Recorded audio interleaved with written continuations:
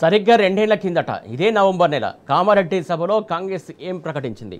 ఓట్ల కోసం మాయమాటలు చెప్పింది. స్థానిక సంస్థల్లో బీసీలకు 42% రిజర్వేషన్లు కనిపిస్తామని మాటిచ్చింది. కాంగ్రెస్ అధికారంలోకి వచ్చిన 6 నెలల్లోనే రిజర్వేషన్లు పెంచుతామని కర్ణాటక సీఎం సిద్ధరామయ్య సమక్షంలోనే హామీ ఇచ్చారు.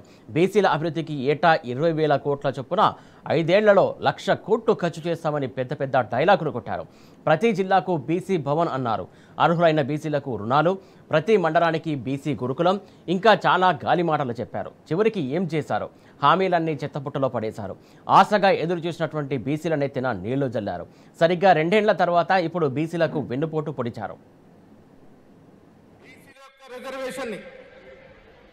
జరగబోయే జనగణన ఆధారంగా దానికి సరిపడ విధంగా రిజర్వేషన్ని పొడిగించి మేము ప్రభుత్వంలోపే దీన్ని ఇచ్చి తీరుతామన్నమాట చెప్తా ఉన్నాం. ఇవాళ డిక్లేర్ చేసిన బీసీ డిక్లరేషన్, ఈ డిక్లరేషన్ అమలు జరగాలంటే కాంగ్రెస్ పార్టీ గెలవాలి. కాంగ్రెస్ పార్టీ దృష్టిలో బీసీలంటే కేవలం ఓటు బ్యాంకేనా? బీసీలు కేవలం ఓట్లకు మాత్రమే పనికొస్తారా? మీరు అధికార పీఠాలు అధిరోహించడానికి మాత్రం బీసీలు కావాలా? జనాభాకు తగ్గట్టుగా బీసీలకు రాజకీయ ప్రాతినిధ్యం ఇవ్వరా? బీసీలు ఇంకా బలహీన వర్గాలుగానే మిగిలిపోవాలా? కాంగ్రెస్ పార్టీలో బీసీలను అణచివేస్తున్నారని స్వయాన మీ మంత్రుల కుటుంబ సభ్యులే చెప్పడం లేదా? బీసీలు అనేమో రాహుల్ గాంధీ అరుస్తుంటే ఇక్కడ రెడ్లందరూ కలిసి బీసీలను మమ్మల్ని తొక్కుతున్నారు కదా. మా అమ్మగారిని టార్గెట్ చేస్తున్నారు కదండి. బీసీలు అనేమో రాహుల్ గాంధీ అరుస్తుంటే ఇక్కడ రెడ్లందరూ కలిసి బీసీలను మమ్మల్ని తొక్కుతున్నారు కదా. మా అమ్మగారిని టార్గెట్ చేస్తున్నారు కదండి. బీసీలు అనేమో రాహుల్ గాంధీ అరుస్తుంటే ఇక్కడ రెడ్లందరూ కలిసి బీసీలను మమ్మల్ని తొక్కుతున్నారు కదా.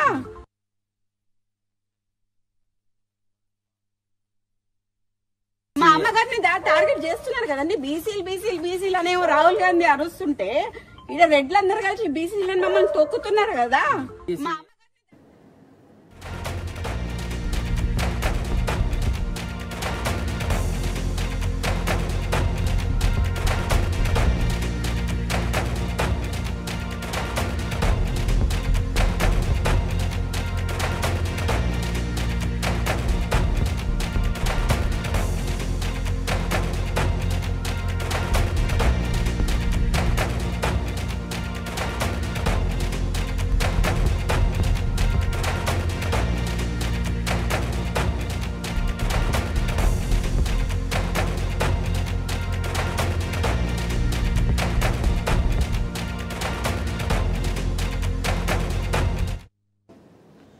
రైట్, ఒక మాట ఇస్తే దానికి కట్టుబడి ఉండాలి.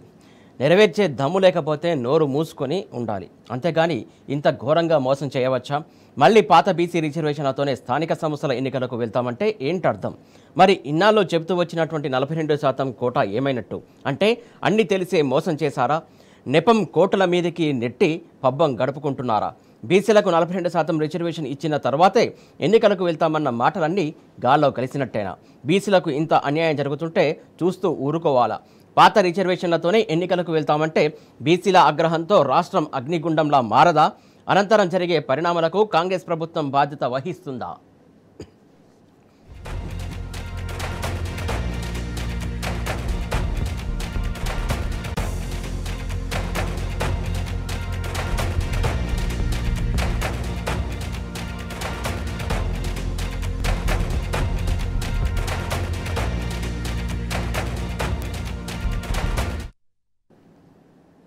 రైట్, కాంగ్రెస్ పార్టీ దగాపై బీసీ సంఘాలు భగ్గుమంటున్నాయి.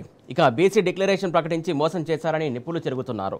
కేంద్ర ప్రభుత్వంపై ఒత్తిడి తెచ్చి తమిళనాడు తరహాలో రిజర్వేషన్లు కల్పించాలని కూడా సర్కారు పైన బీసీలంతా ధ్వజమెత్తుతున్నటువంటి అంశం. బీసీ రిజర్వేషన్లు సాధించుకోవడానికి బీసీలంతా ఐక్యమత్యంగా పోరాడడానికి కూడా నిర్ణయించుకున్నారు. చప్పుడు కాకుండా మొన్న క్యాబినెట్ 42 నుంచి గతంలో మాదిరిగా 22కు తగ్గించారు. అంటే 22% అంటే చాలా తక్కువ. బీసీల జనాభా 56-57% ఉంటే రిజర్వేషన్లు 22 అంటే ఏ మూలకు సరిపోతాయి? ఎస్సీలకు జనాభా ప్రకారం, ఎస్టీలకు జనాభా ప్రకారం, మహిళలకు జనాభా ప్రకారం ఇచ్చి బీసీలకు మాత్రం బిచ్చమేసినట్టు 22 అన్నారు. దీన్ని విరమించుకోవాలని చెప్పి నిన్ననే 136 బీసీ కుల సంఘాలు దాదాపు 60 బీసీ సంఘాలు, ప్రముఖులైన నాయకులు, ఏమాయములైన నాయకులు అందరూ కలిసి ఈ నిర్ణయం ఉపసంహరించుకో, ఎన్నికలు వాయిదా అయ్యి కోర్టు జడ్జిమెంట్ వచ్చినాక ఎన్నికలకు పోవాలి, లేదా పార్లమెంటు చట్టం చేసన్నా ఎన్నికలకు పోవాలని చెప్పి వార్నింగ్ ఇచ్చాము, విజ్ఞప్తి చేశాము, మర్యాదగా విజ్ఞప్తి చేశాము. కానీ అవి ఏం పట్టించుకోకుండా చెవిటోని ముంగట శంఖమూదినట్టు మా మాట వినకుండా ఈరోజు జీవో తీశారు.